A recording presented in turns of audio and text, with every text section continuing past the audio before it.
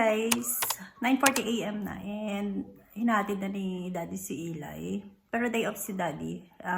Naantay ko nga siya dumating kasi ayusin namin yung mga chairs.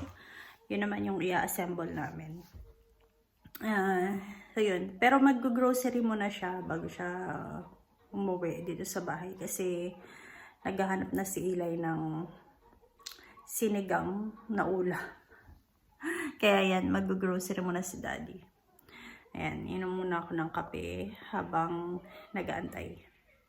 Update ko kayo mamaya, guys. Ayan, nakabili na si Daddy pero kulang yung pinamili niya. So, nakabili si Daddy na bone marrow. Tapos, ito yung mga beef. So, ayan, nakabili si Daddy. Tapos, bumili si Daddy ng cheese, and puro beef. So, yan. And bumili din si Daddy ng liver spread, pipino, sardinas, tapos yung cereals. Tapos, siguro sale to, kaya sobrang daming mani na binili ni Daddy. Tapos yung chips ni Eli.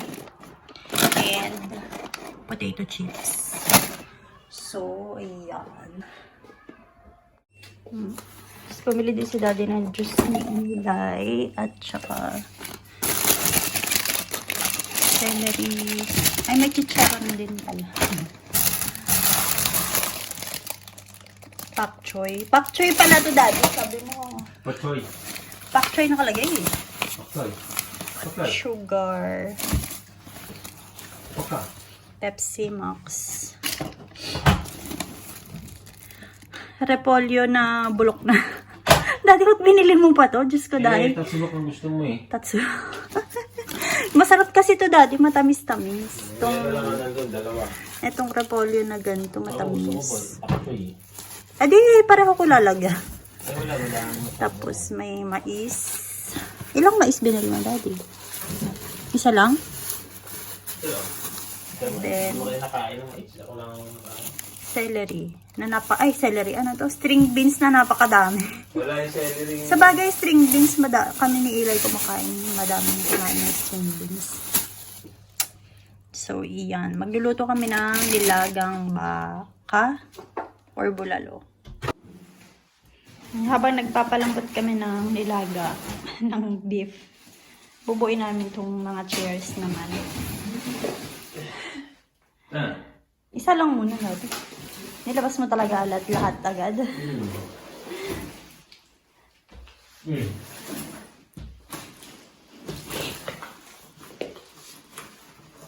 Hala.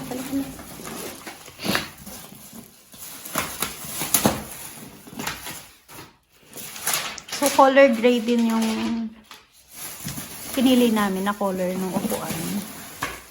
Pero this time, natatanggal na tong pinaka upuan para upuan hindi. Ang tawag dito.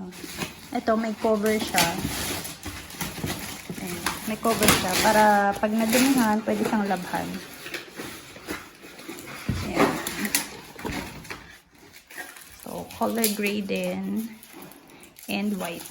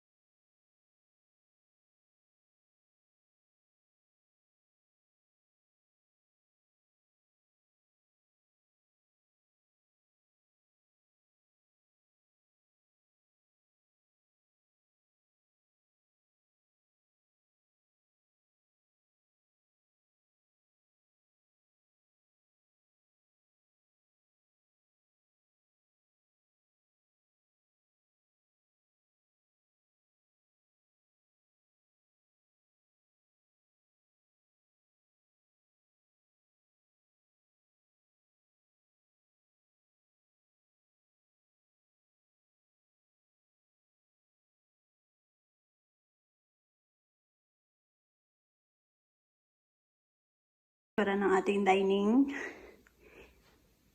Yan. And ito na yung chair na binuo ni Daddy. So, yan. Masarap siyang upuan. And yun nga, maganda kasi matatanggal siya pag nadumihan yung pinaka cloth nung chair. So, ayan. Yan, sakto na sa amin, 3 yung table.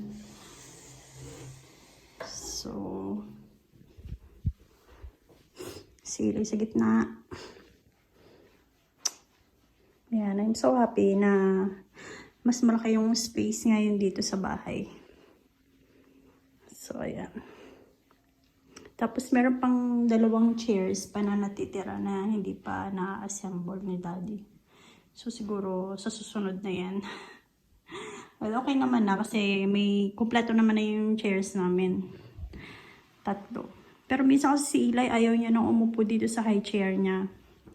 Mas gusto niya na umupo dun sa regular na chair. So, yan. Yan guys. Dito na ako sa train station. May pasok ako today, 2 p.m. Hinihal ako. Actually, 2:30 ang pasok ko. So, yan. Yan, na. 1 minute na lang padating na yung train. So, update ko kayo mamaya pag uwi ko ng bahay.